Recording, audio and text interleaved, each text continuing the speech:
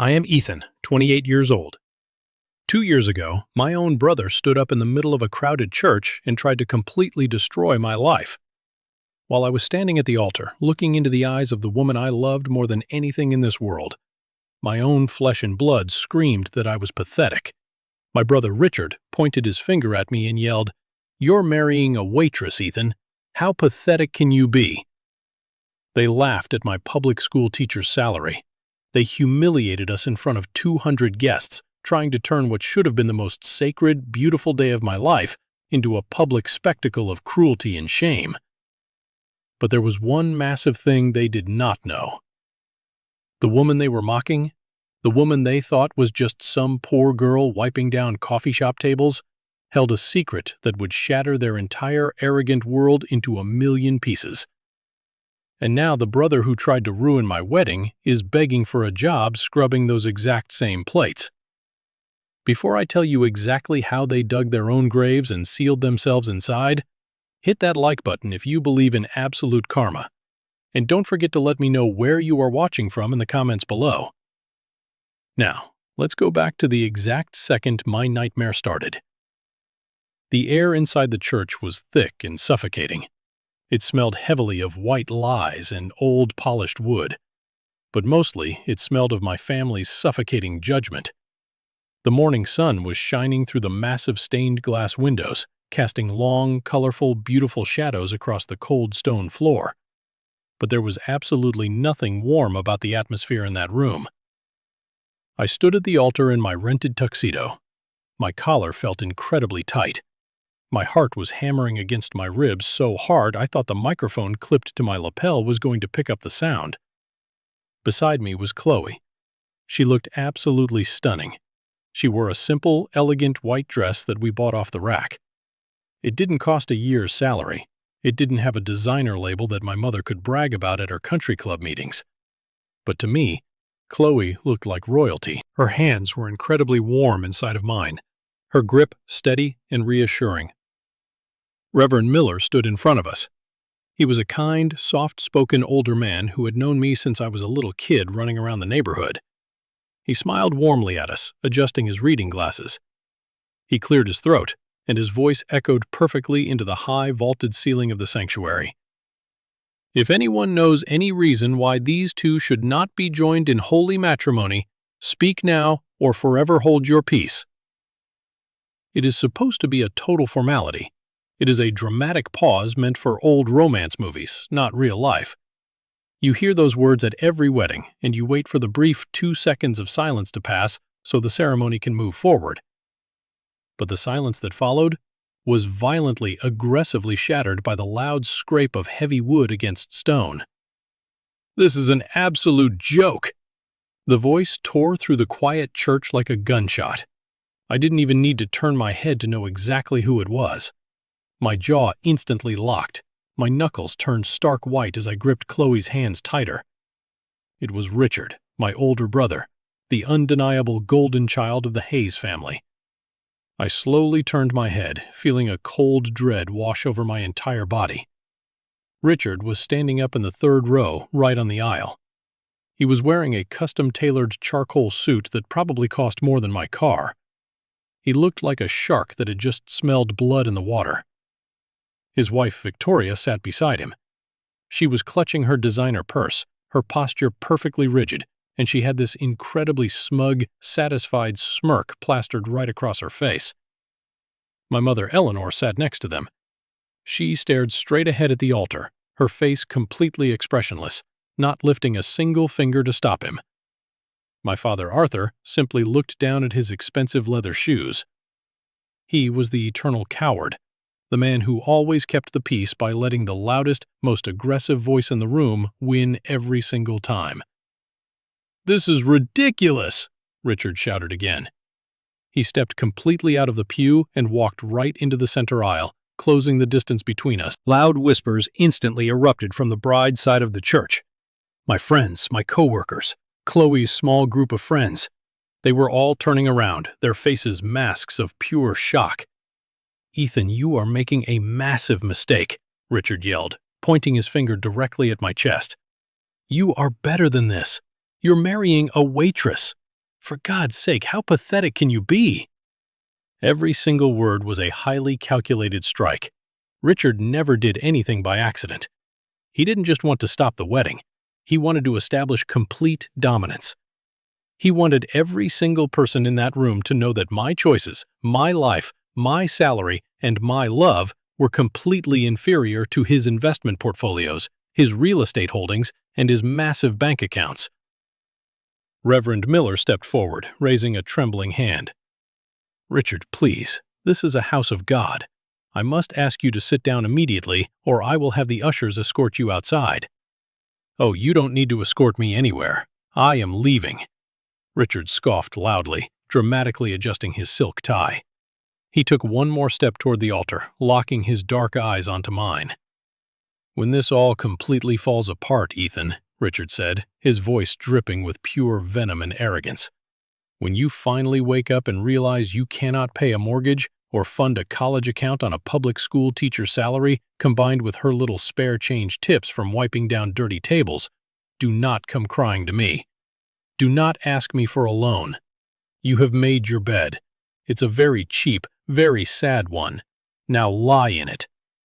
He turned on his heel, his heavy leather shoes clicking sharply and aggressively against the stone floor. Victoria stood up immediately, gave a highly dramatic, pitying shake of her head toward Chloe, and followed her husband. The heavy oak doors at the back of the church slammed shut behind them, with a massive, echoing boom. The cafe was buzzing with wealthy corporate types in sharp-tailored suits, all loudly discussing pending lawsuits, corporate mergers, and messy divorce settlements. Chloe was a waitress there. I had noticed her the second I walked in. It was completely impossible not to. She moved with this incredible, effortless grace, navigating the crowded, chaotic floor with a massive tray full of heavy ceramic mugs and plates. She had dark hair tied back in a slightly messy bun, zero makeup, and a bright smile that seemed to genuinely reach her eyes. That kind of genuine warmth was an extreme rarity in a neighborhood filled with stressed-out, aggressive executives. That afternoon, a guy in a tailored navy suit bumped incredibly hard into her shoulder while shouting profanities into his cell phone. The heavy tray instantly tipped. A massive, full, scalding hot cappuccino spilled directly onto my canvas laptop bag and all over my khaki pants. The businessman didn't even pause his stride. He didn't apologize. He just kept walking and yelling into his phone. Chloe gasped loudly, immediately dropping to her knees on the hard floor with a massive handful of napkins. "Oh my God, sir, I am so incredibly sorry. I will absolutely pay for the dry cleaning, I swear. Let me help you." She looked completely mortified. Most people in this specific zip code would have immediately started screaming at her. They would have demanded to see her manager, demanded she be fired on the spot, or threatened a ridiculous lawsuit over a ruined leather bag. Instead, I quickly grabbed my own stack of napkins and knelt down on the wet floor right next to her. "Hey, it's totally okay," I said gently, helping her wipe the spilled coffee off the linoleum floor. "It absolutely wasn't your fault. That guy was practically sprinting blindfolded. Besides, these pants were on the clearance rack at Walmart 3 years ago. They could honestly use a coffee stain to give them some character." She stopped wiping. She slowly looked up at me, her deep green eyes locked directly onto mine. And for a split second, the entire noisy, chaotic cafe just completely faded away. She let out a small, breathless, relieved laugh. "You're really not going to yell at me and demand to see my manager?" she asked softly. "Only if your manager happens to have a functional time machine to stop that guy from running into you," I smiled. That was the exact beginning of everything. I stayed in that booth until her shift completely ended. We walked together in the freezing rain to a cheap 24-hour neon-lit diner a few blocks away. We sat in a sticky vinyl booth, ordered terrible black coffee, and talked for 4 straight hours. She told me her name was Chloe. She said she worked in the service industry because she wanted to deeply understand people, to see exactly how the wealthy treated those they deemed below them. I told her all about my students, my deep passion for history, and my incredibly overbearing, status-obsessed, toxic family. We fell in love incredibly hard and incredibly fast. It was the most honest, unfiltered, purely genuine connection I had ever experienced in my entire life. We didn't care about fancy dinners or expensive, flashy gifts. We spent our weekends hiking in the state parks, cooking cheap pasta in my tiny kitchen, and building a solid life based on mutual respect and actual love. She knew I didn't make much money, and she always fiercely insisted on splitting every single bill directly down the middle. I loved her deeply for her fierce independence. After a solid year of dating, I finally decided it was time to introduce her to the family. It was a massive mistake. I should have seen the disaster coming from a mile away. My parents were hosting one of their rigid, formal Sunday dinners at their massive house in their gated community. Richard and Victoria were there, holding court in the living room as usual. I prepped Chloe as best as I possibly could in the car ride over. I told her they were difficult, that my mother treated HOA meetings like the United Nations, and that they cared entirely too much about outward appearances. Chloe just smiled, squeezed my hand, and said, "I deal with highly difficult, entitled people for a living, Ethan. I can handle one dinner." We arrived exactly on time. Chloe had worn a beautiful, simple, inexpensive floral dress. The moment we walked into the grand foyer, my mother's eyes instantly locked onto Chloe. I watched my mother scan her from head to toe, her eyes moving like a barcode scanner, aggressively checking for a high-end designer price tag. She found none. "Chloe," my mother said, offering a stiff, perfectly manicured hand that was covered in diamond rings. "Ethan tells us you work in food service." "Yes, Mrs. Hayes." Chloe smiled warmly, her voice perfectly polite. "I'm a server at the Sterling Cafe downtown." Victoria, sitting on the expensive velvet sofa with her legs crossed, let out a sound that was half laugh, half snort. "A server? How incredibly quaint! Is that a temporary stepping stone, or is that the actual career plan?" "I genuinely enjoy the work," Chloe replied smoothly, her posture absolutely perfect. "It teaches you a tremendous amount about human nature and basic respect." The dinner was an absolute unmitigated disaster. Richard spent the entire meal aggressively steering the conversation toward high finance, interest rates, and stock portfolios. He repeatedly asked me highly pointed, humiliating questions about my small salary and exactly how I plan to provide for a family or build a college fund on a public teacher's pension. Then came the absolute killing blow. Uncle Thomas, my father's brother, who always loved playing the role of the wise, concerned family mediator, leaned forward, resting his elbows heavily on the mahogany dining table. "Ethan, my boy," Uncle Thomas said, his voice dripping with thick, fake, patronizing concern. "We just worry about you. This world is brutal. Love is grand, but love doesn't pay for premium health insurance. Love doesn't secure a good mortgage rate in a safe neighborhood. You're bringing this young lady into a life of constant financial struggle. Are you absolutely sure that's fair to her?" I gripped my silver fork under the table until my hand physically ached.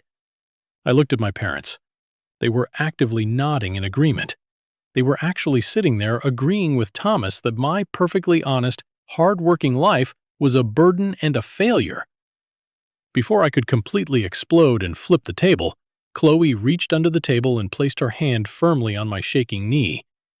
She looked directly at Richard, then at Thomas, her expression completely unbothered and terrifyingly calm.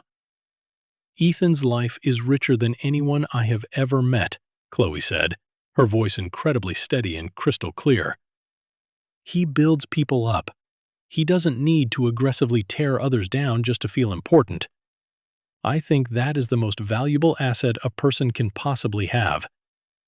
Complete, stunned silence fell over the massive dining room. Victoria aggressively sawed into a piece of steak, her face red. Richard's dark eyes narrowed into dangerous slits. "Well," my mother finally said, her tone absolute ice, "just do not expect us to fund a wedding if you decide to take this little arrangement any further. We have extremely strict boundaries regarding our financial support for poor decisions." I immediately stood up, throwing my cloth napkin onto the table. "Don't worry, Mom. I wouldn't take a single dime from you if my actual life depended on it. We're leaving now." As we drove back to my small apartment in the dark, I was shaking with pure, unadulterated anger. I apologized to Chloe repeatedly, practically begging for her forgiveness for exposing her to that toxicity. But she didn't look upset.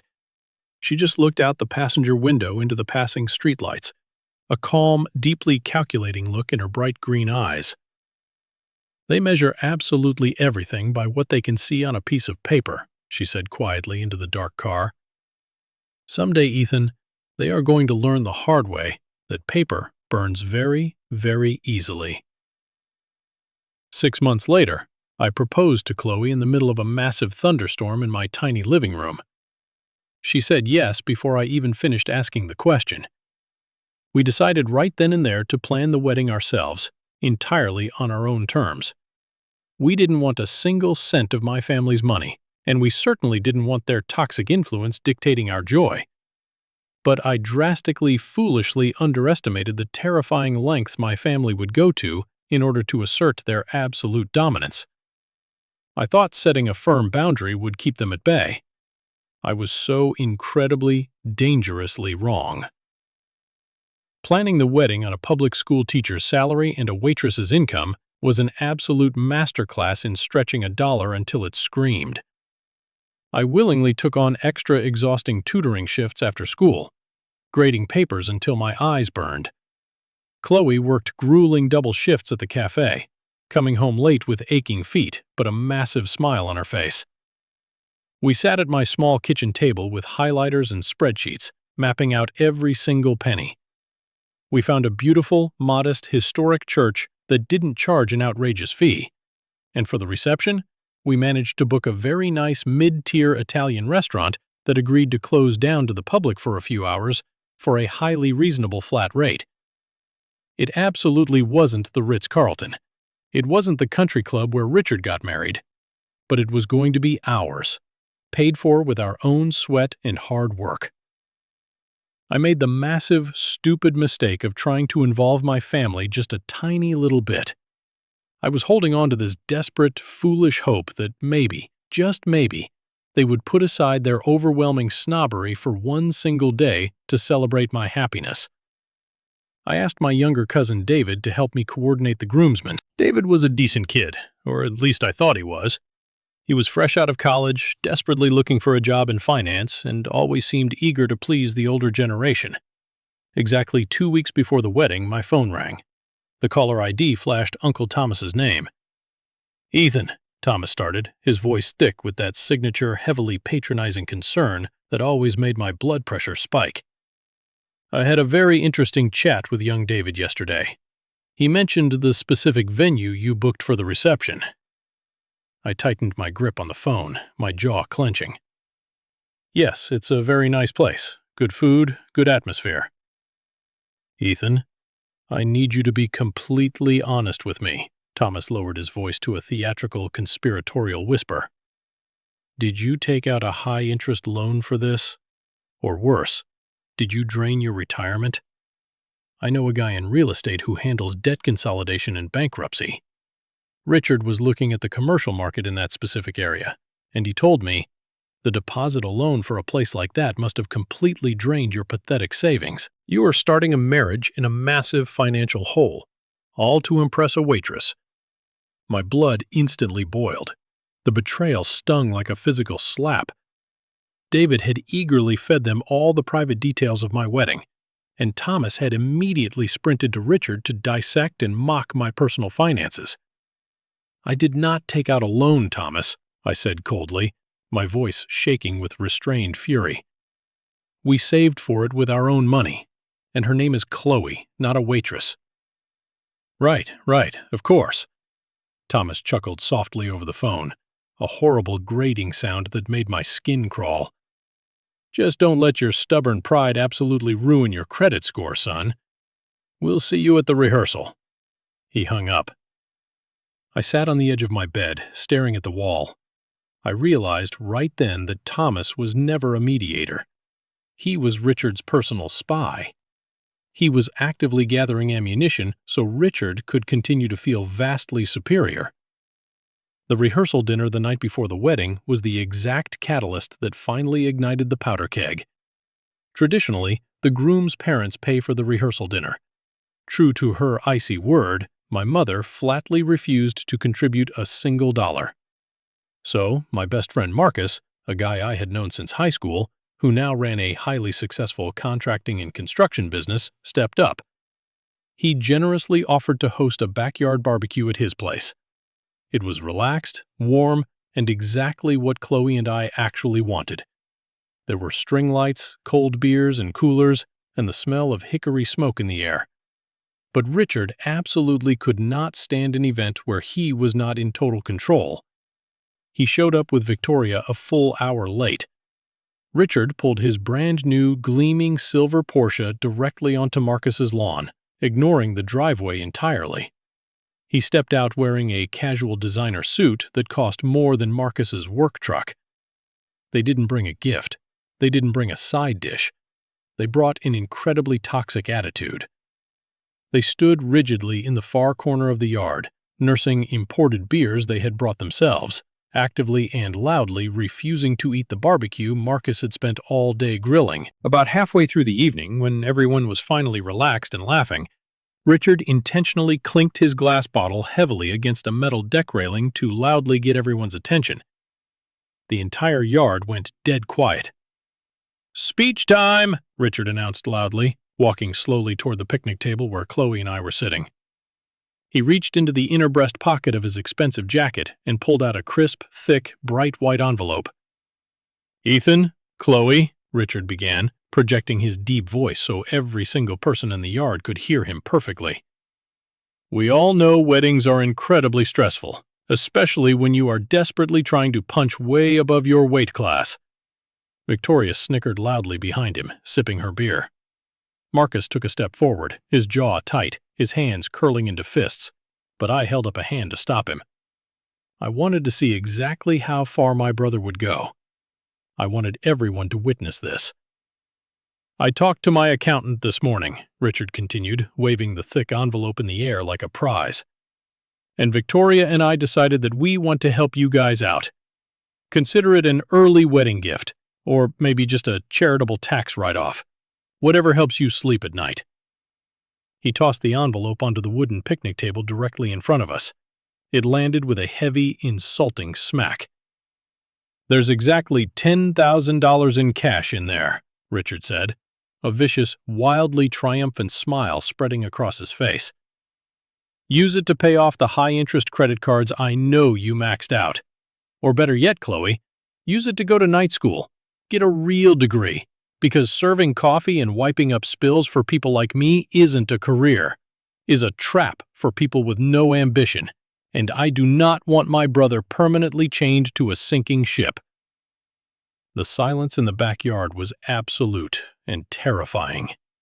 The sheer, unadulterated disrespect, the blatant weaponization of money to humiliate us in front of our closest friends, was breathtaking. Marcus suddenly lunged forward, grabbing Richard violently by the lapels of his expensive jacket. "You arrogant piece of trash," Marcus snarled, pulling Richard off balance, his face inches from my brother's. "Get the hell out of my yard right now before I break your jaw." "Marcus, stop!" I shouted, standing up quickly and grabbing my best friend's thick shoulder. I pulled him back with all my strength. Richard simply straightened his jacket, looking completely unbothered, laughing softly to himself. "Violent, low-class friends, cheap, burnt food, and a beggar's budget," Richard sneered, looking around the yard with utter disgust. "Have a great little wedding tomorrow, Ethan." He turned and walked away, Victoria trailing closely behind him like a shadow. My parents, who had sat at a patio table watching the entire horrible exchange, didn't say a single word to defend me. They didn't scold Richard, they simply gathered their coats in silence and followed Richard out to the driveway. I stood there breathing heavily, staring at the white envelope on the table. It felt highly radioactive. I felt a deep, suffocating, crushing shame. Not for myself, but for the absolute fact that I actually shared DNA with these monsters. Chloe quietly reached out and picked up the envelope. She didn't open it. She didn't look at the cash. She just held it calmly in her hands. "I am so sorry," I whispered, my voice completely cracking under the weight of the humiliation. "I am so damn sorry you have to deal with this family." Chloe looked up at me. There were absolutely zero tears in her eyes. Instead, there was a fierce, protective, terrifyingly cold fire burning in them. "Do not apologize for them, Ethan," she said, her voice steady and hard. "They just showed us exactly who they are. They showed us their entire hand. And tomorrow, we are going to show them exactly who we are." Late that night, the night before the wedding, we were back in our small, quiet apartment. I was sitting on the edge of the mattress, my head buried in my hands, exhausted down to my very bones. I was terrified that Richard's cruelty had permanently broken something irreparable in our joy. Chloe walked into the dimly lit bedroom. She sat down right next to me and placed a small, sleek, heavy black card on the wooden nightstand. I stared at it. It wasn't a standard credit card. It was incredibly heavy, made of matte metal with absolutely no bank logo on it. There was just a series of numbers and her name, Chloe Sterling, embossed in sharp silver lettering. I looked at the card, confused, then back at her. "What is this?" "Ethan," she said softly, taking both of my shaking hands in hers. "Do you trust me with my life?" I answered instantly. "Tomorrow is going to be chaotic," she said, her voice dropping to a serious, commanding tone. "Richard is going to try something at the church. I know he is. People like him cannot stand to see someone else happy without asserting their dominance and ruining it. But I promise you, no matter what happens in that church tomorrow, you keep your head high. You do not let him break you. You do not react to his anger." She reached out and tapped the heavy black metal card with her fingernail. It made a sharp clicking sound. "Because the second the ceremony is over, the rules completely change," she whispered, a fierce smile playing on her lips. "Tomorrow, Ethan, we aren't just getting married. We are going to war. And I promise you, we have the much, much bigger guns." I didn't fully understand what she meant at that moment. I thought maybe she had a secret hidden savings account, or perhaps she had called in a massive favor from a wealthy relative. I had absolutely no idea that the humble woman sitting next to me wasn't just a waitress. I had no idea that she held the absolute keys to an empire that could buy and sell Richard's entire pathetic existence before breakfast. The morning of the wedding dawned incredibly cold and ominously gray. The sky looked like a deeply bruised plum, threatening a massive rainstorm that never quite fell. I stood in the small, cramped rectory room behind the church altar, aggressively adjusting my rented bow tie in a cracked, cloudy mirror. Marcus was standing right beside me, acting as my best man, quietly brushing invisible lint off the shoulder of his rented suit. "You good, man?" Marcus asked, watching my pale face in the reflection of the mirror. "I'm fine," I lied through my teeth. My stomach was a tight, painful knot of anxiety. I wasn't nervous about marrying Chloe. That was the only thing in my life I was absolutely 100% sure of. I was terrified of my family. I was waiting for the other shoe to drop. Through the thin, cheap wooden door of the rectory, I could clearly hear the guests arriving and taking their seats. I could hear the distinct, piercing, complaining voice of my Aunt Clara echoing in the hallway. "Carnations? Really?" Clara's voice drifted clearly through the wood. "Eleanor, I thought you explicitly told Ethan to hire a decent, reputable florist. This looks like a cheap funeral parlor." "Arthur and I had absolutely no part in this," my mother's voice replied, sharp, defensive, and loud enough for me to hear on purpose. "This is entirely Ethan's little budget project. You get exactly what you pay for when you refuse help." I closed my eyes tight, taking a deep, shuddering breath to center myself. I forced myself to remember Chloe's words from the night before. "Keep your head high. Do not let them break you." Exactly 10 minutes before the ceremony was scheduled to begin, the rectory door suddenly opened. A woman stepped inside, firmly closing the door behind her. She was definitely not a guest I recognized. She wore a sharply tailored charcoal blazer, perfectly pressed black slacks, and she held a discreet earpiece in her left ear. She had a thick clipboard in her hand and carried the intense, highly focused, intimidating aura of a high-powered corporate lawyer or a Secret Service agent. "Ethan?" she asked, her voice crisp, efficient, and demanding attention. "Yes?" I asked, exchanging a highly confused look with Marcus.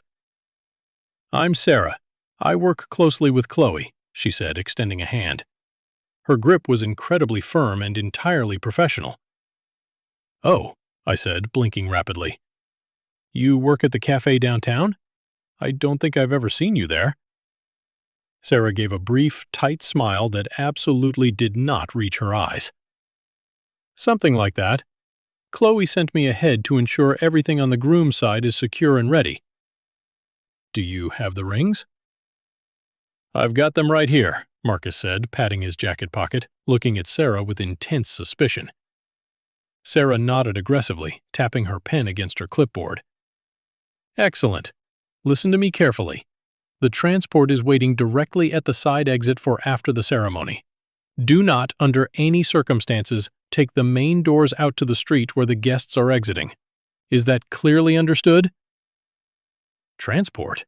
I frowned, my confusion deepening. "We rented a standard black town car. It should be parked out front on the main street." "Plans have been upgraded," Sarah stated flatly, leaving absolutely zero room for argument. "Trust Chloe. Follow my instructions. I will see you both at the reception." She turned sharply on her heel and marched out the door before I could ask a single follow-up question, leaving Marcus and me staring blankly at the closed door. "Dude," Marcus muttered, his eyes wide. "Who the hell was that? She looked like she was about to call in an airstrike, not coordinate a wedding." "I have absolutely no idea," I breathed, the knot in my stomach tightening with a completely new kind of tension. It wasn't fear anymore. It was pure anticipation. Suddenly, the heavy, beautiful notes of the church organ started playing. It was time. I walked out of the rectory and took my place at the altar.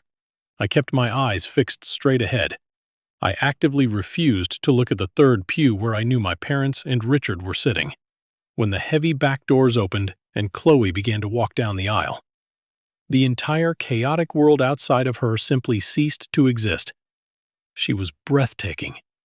But beneath the delicate white veil, I could clearly see the sharp, highly focused, dangerous intelligence in her bright green eyes. She wasn't a nervous, trembling bride. She looked like an absolute queen, confidently walking to her coronation.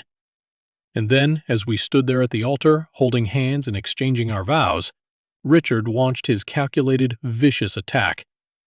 Which brings us right back to that exact moment in the church. The moment he screamed that I was pathetic for marrying a waitress. The moment he humiliated us, stormed out, pulled Victoria with him, slammed the heavy wooden doors, and left a suffocated, horrified silence in the sanctuary. Shall we continue?" Reverend Miller asked, his hands trembling violently as he held the Bible. "Yes," I said firmly, my voice echoing in the silent church.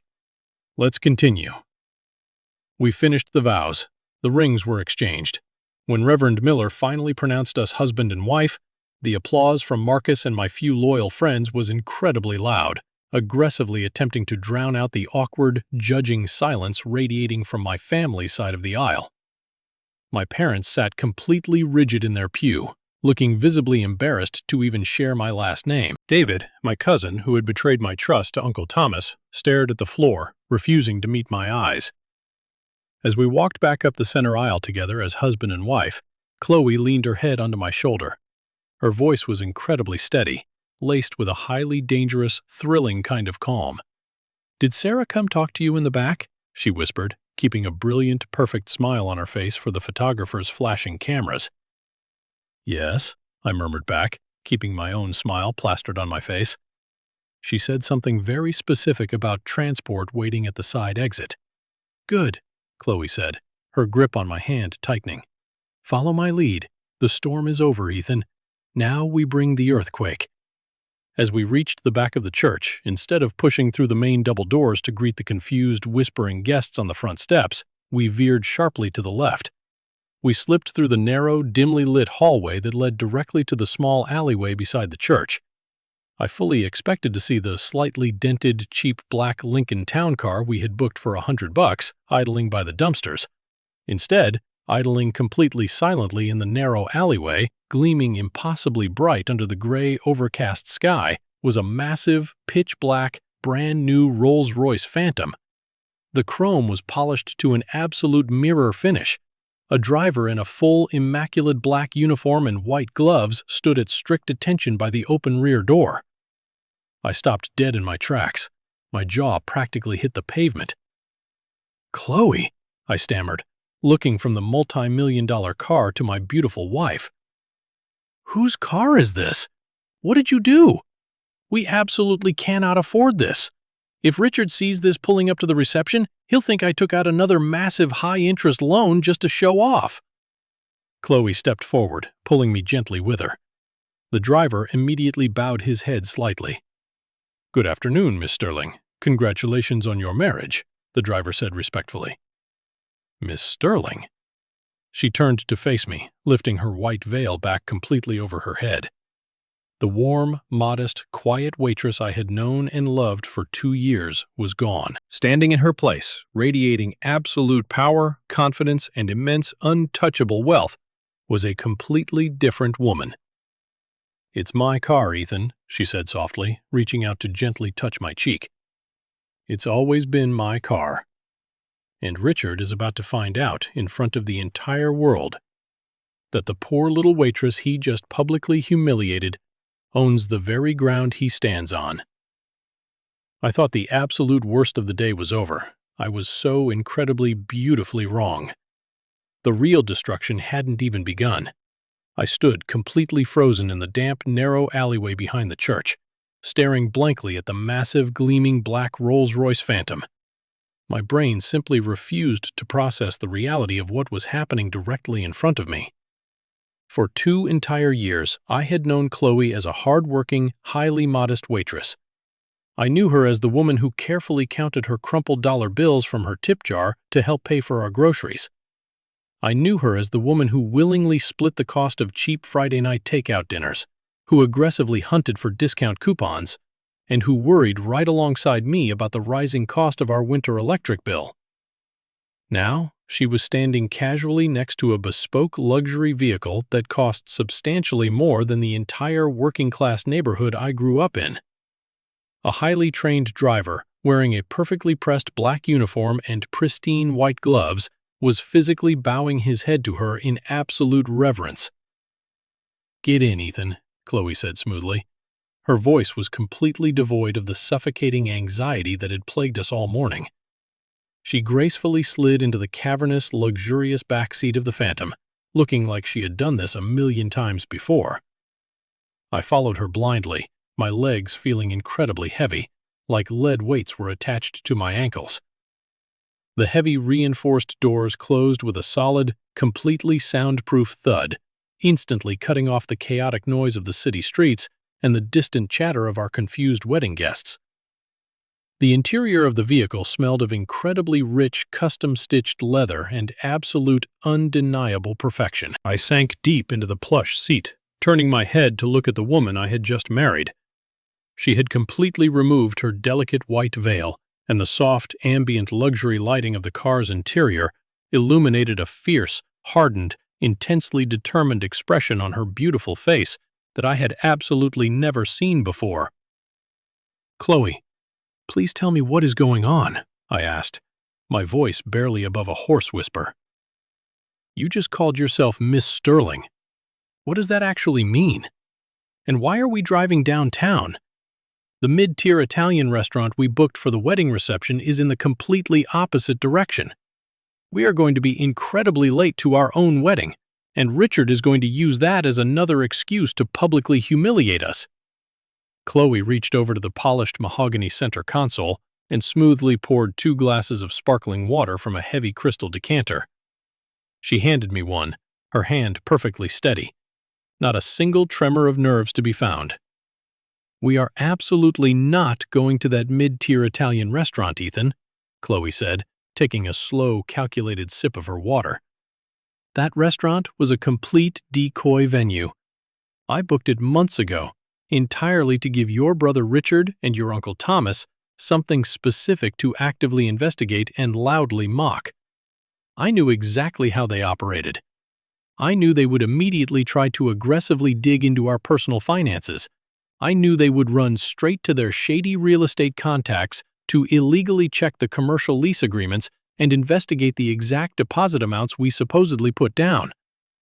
I purposely fed them exactly the pathetic, low-budget narrative they desperately wanted to believe. A decoy, I repeated, my mind spinning violently out of control. But the wedding invitations, the exact addresses we sent out to all 200 of our guests, the deposits.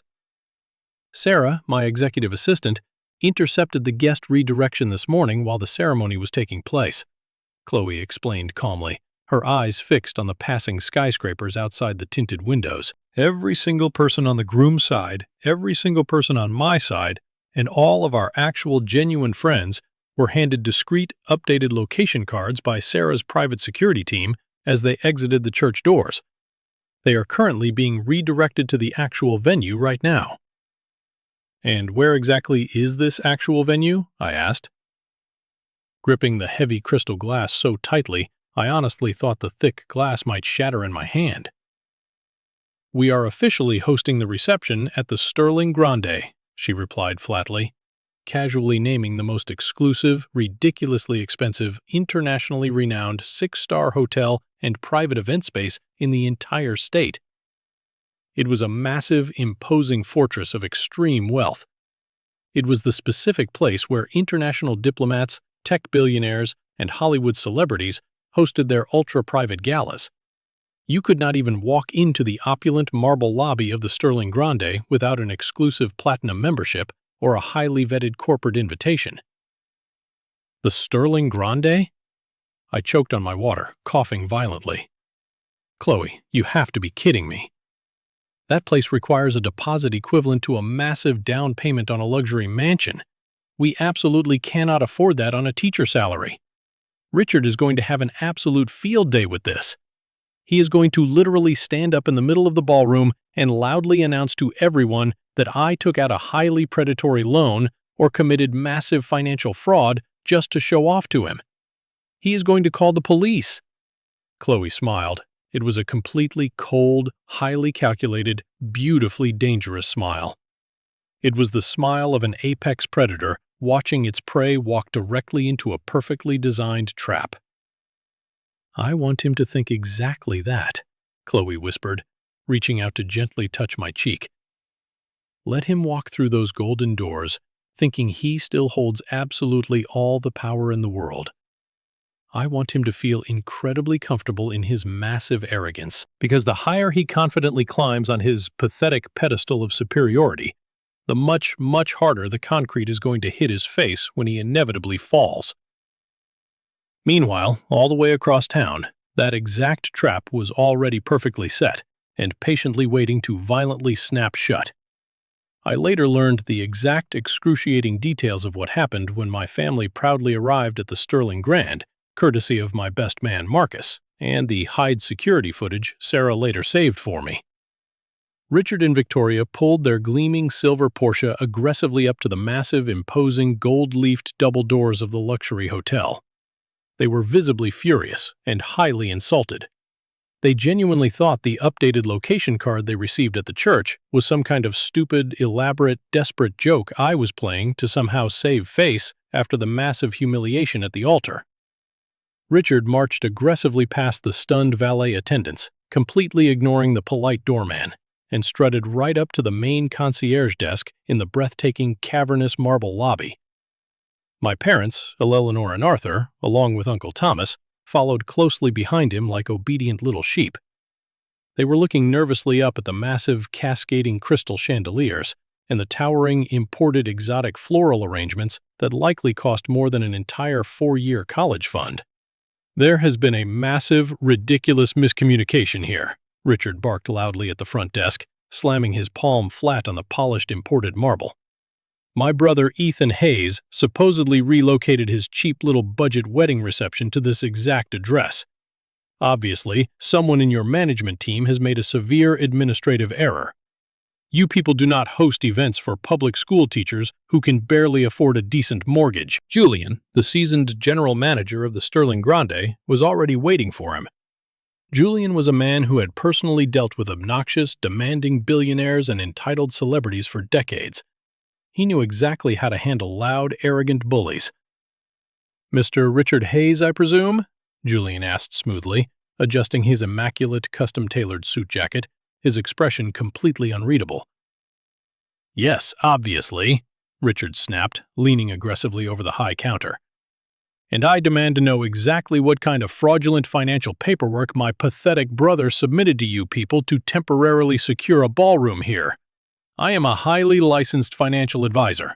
I manage a highly successful investment firm downtown.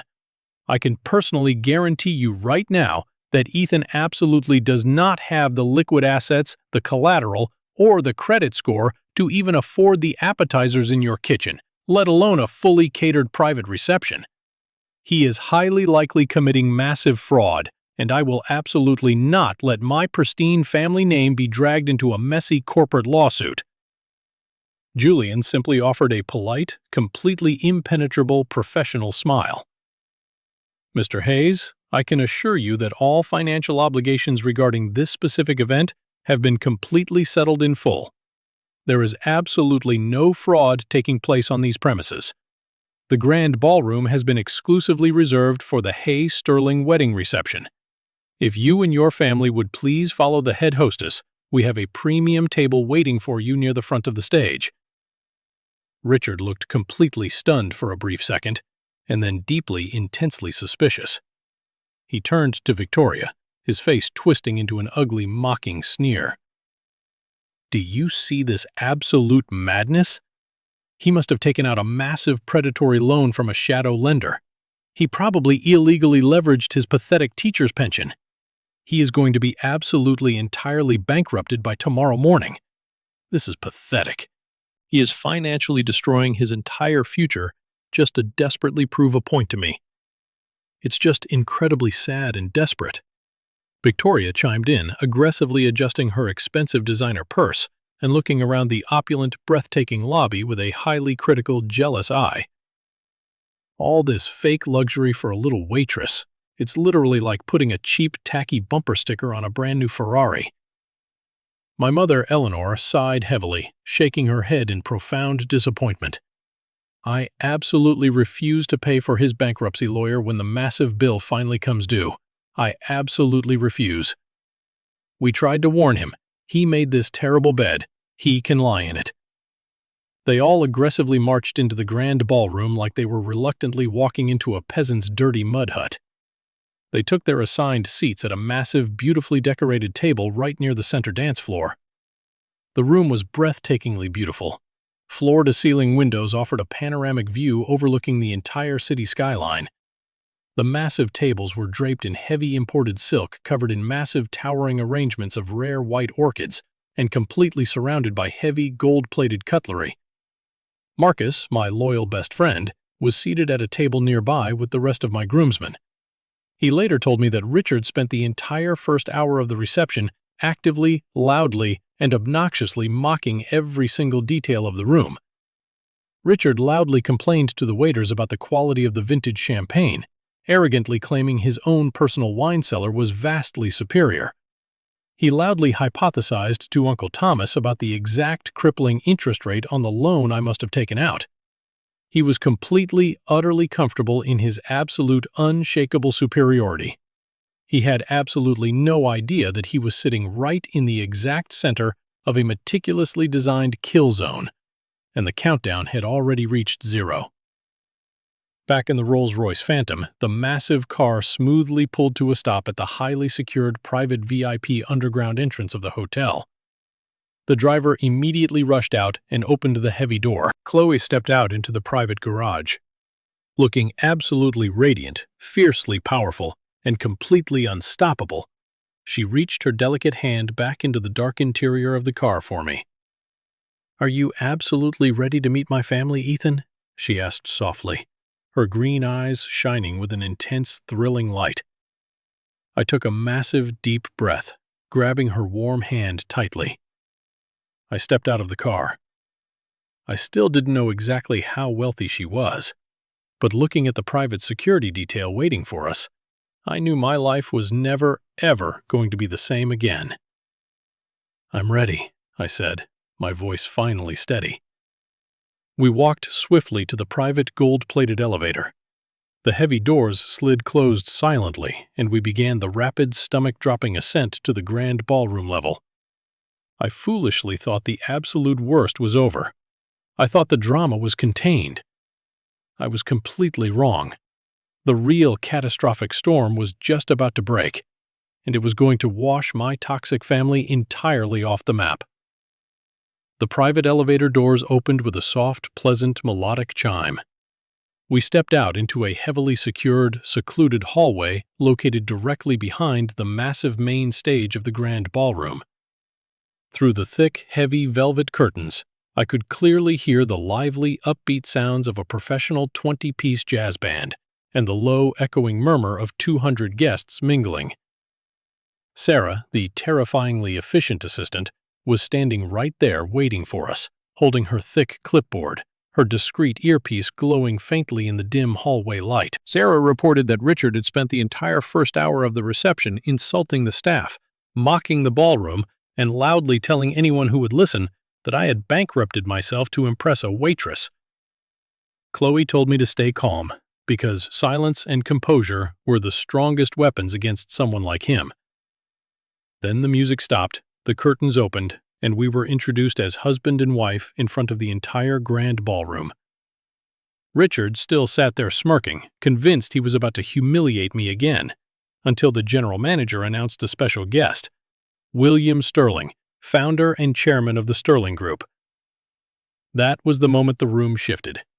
William walked onto the stage, embraced Chloe as his granddaughter, welcomed me into his family, and revealed that Chloe had been working undercover at one of the Sterling cafes to learn the hospitality business from the ground up. Then he turned his attention to Richard. In front of every guest in the room, he repeated the insult Richard had shouted in church and demanded that Richard stand. Richard tried to call it a misunderstanding, but William destroyed him with one sentence.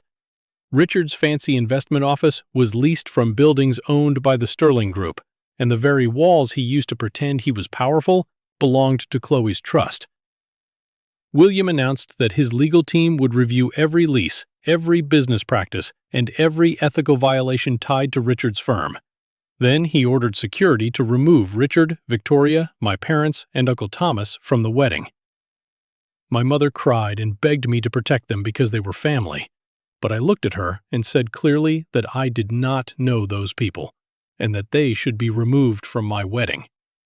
Security escorted them out while Chloe held my hand, and for the first time in my life, the suffocating weight of my family's judgment disappeared. A year later, Chloe and I were living peacefully. I remained a middle school history teacher because I loved my work, my students, and the purpose it gave me. Chloe fully stepped into her role within the Sterling Group, managing mergers, real estate, and billion-dollar decisions. But at home, she was still the same woman I met in that cafe, honest, grounded, and fiercely loyal. My family tried to reach me with guilt letters, voicemails, and demands for loyalty, but I blocked them and returned everything unopened. Richard, however, could not escape what he had built. William Sterling's lawyers audited his company and uncovered that his image of success was a fraud. Richard had been running a Ponzi scheme, mixing client funds, falsifying returns, and using investor money to fund his Porsche, his suits, and his fake wealthy lifestyle. The Sterling legal team turned the evidence over to federal investigators, and soon Richard's office was raided. He was indicted for wire fraud, embezzlement, and grand larceny after defrauding vulnerable investors of more than $15 million. His assets were frozen, his house was foreclosed, his Porsche was repossessed, and Victoria immediately filed for divorce once the money disappeared. My parents suffered too, because they had invested their retirement, inheritance, and future into Richard's firm, just so they could brag about being his clients. The golden child they worshipped had bankrupted them. They lost their house and moved into a tiny apartment, finally forced to live with the consequences of valuing money over character. For months, Richard vanished. Then, one freezing, rainy night, he appeared at the entrance of our secure penthouse, soaked, broken, and desperate. He begged me for $100,000, claiming he needed a lawyer, food, and a place to stay before his federal trial. He said we were brothers and that I had more money than God now. I told him that giving him money would only enable him, the way our parents had enabled him his whole life. Chloe then offered him the only help we were willing to give, a minimum wage job, washing dishes, scrubbing floors, taking out trash, one hot meal per shift, and a basic staff room in the basement of a Sterling hotel. Richard was horrified. He said he had a master's degree and used to run a financial firm, but I reminded him that he had run a criminal Ponzi scheme and that honest work was the only offer on the table. Finally, with nowhere else to go, he accepted. 6 months later, I saw him through the window of that hotel kitchen, wearing a stained apron and hairnet, sweating over a sink full of greasy pans while a young manager barked orders at him. He looked miserable, but for the first time in his life, he was earning an honest dollar instead of stealing one or crushing someone else to feel powerful. I did not go in. I did not speak to him.